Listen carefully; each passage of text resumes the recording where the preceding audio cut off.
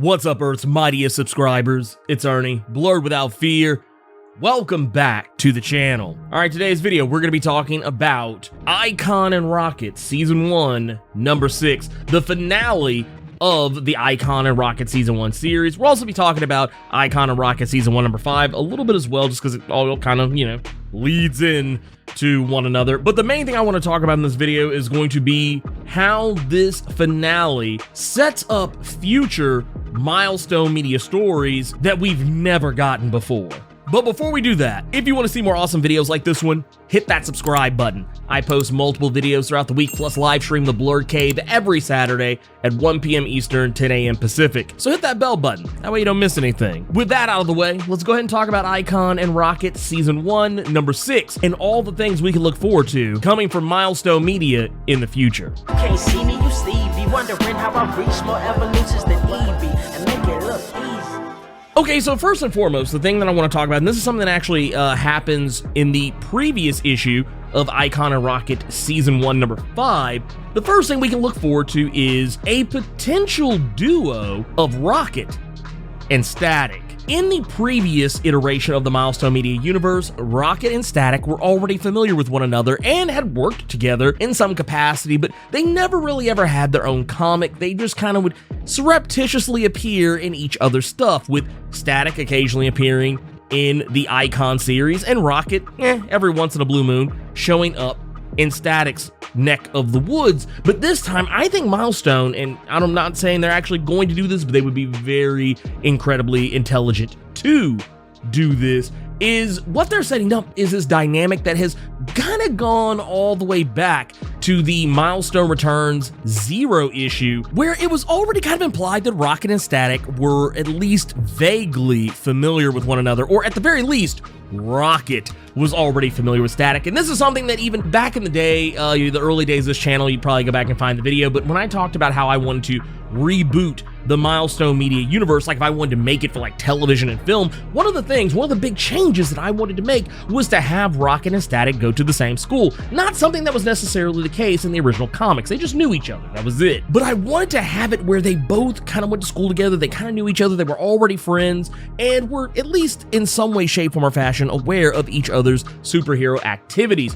In this case, that's kind of what we got, where Rocket goes on this, quotey fingers, date/getaway with this random dude who's, hitting on her at school. And as it turns out, this is actually Benedict Lord in disguise, having, poisoned her, or rather tranquilized her, so that he can kill her more easily, at least. And Static is actually there when Benedict Lord, in disguise, mind you, and then later on we learn Static got a bad vibe from this guy and followed her, and he jumps in to help save the day. And one of the things I like about this is that while Rocket and Static, you can tell they're friends, they like each other, maybe not so much in a romantic way, maybe Static likes her in a romantic way, but you can tell that at the very least, Rocket sees him as a friend. She may even like him too, but something tells me Milestone is going to end up doing something with this. We know that Rocket is going to be studying abroad, thanks to Icon setting her up with a school overseas. Part of me wonders if they're gonna, use this as a way to kind of hold off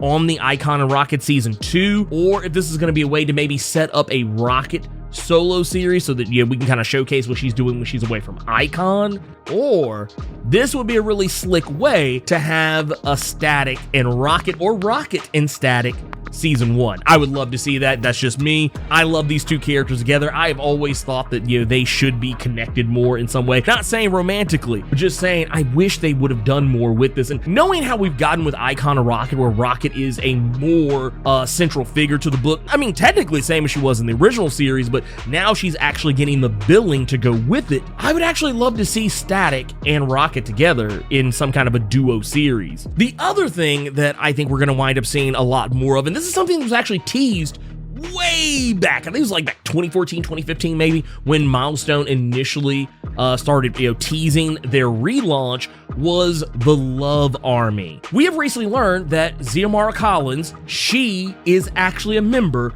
of the Love Army. That is the secret organization that she's been working with, who she's been talking to when she's not around Icon, the people who she was recruiting, or at least trying to recruit Rocket for. That is who it was. It was the Love Army, which we didn't really know a lot about the Love Army back when they were originally announced, when Dennis Cowan first made the announcement about them, which he sounded really excited about it, so it made me really excited about it. But it was a group of women who, at the time, we didn't really know if they had superpowers, but we knew that they were badass mercenaries and soldiers who were very likely some of the most deadly assassins in all of the world. Well, as it turns out, they're not necessarily deadly assassins. They're actually superheroes. They're all women from different cultures, backgrounds from across the entire globe, and what they're able to do, initially I thought was going to be more on a street level, a more, I guess, dialed down to reality level. It's actually not the case. In this comic, we have learned that Xiomara, for one, she actually is basically Wonder Woman. In this issue, we're introduced to another member of the Love Army by the name of Lil Bit. Lil Bit is what she sounds like. She has basically the powers of Ant-Man. She can shrink herself down to the size of an ant, or maybe even smaller. She seems to be able to drop herself to maybe even the subatomic level, but for the most part, when we see her in this issue, the smallest it seems she gets is maybe 1.5 inches. When they try and explain her powers and what it is she's there to do, I love how she's not really interested in trying to explain it. She apparently even has some kind of a megaphone system built into her costume so that you can hear her even when she's smaller. She also has the same ability Ant-Man has to be able to still maintain the same force and mass of their full-size body even when they are shrunken down to almost a subatomic state. But in this, she ends up revealing that she can easily dispatch Benedict Lord by shrinking this guy down to the same size as she was so that Icon can step on him. And essentially, no more Benedict Lord, presumably.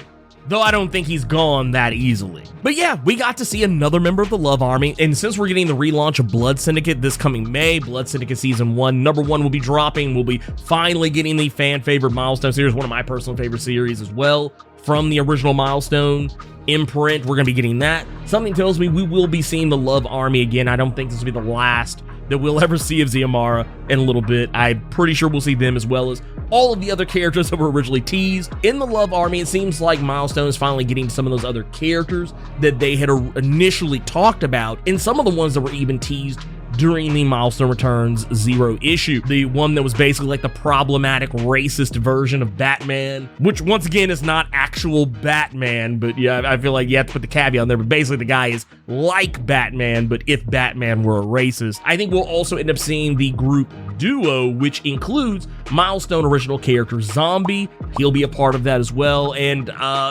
presumably all the other characters. But anyways, let me know what you thought about Milestone Returns, Icon and Rocket, Season 1, number 5 and 6, or even the series as a whole. And what do you think about my predictions for Milestone Media's relaunch in regards to the characters of Static and Rocket, as well as the Love Army? Keep it plus ultra and sound off in the comments.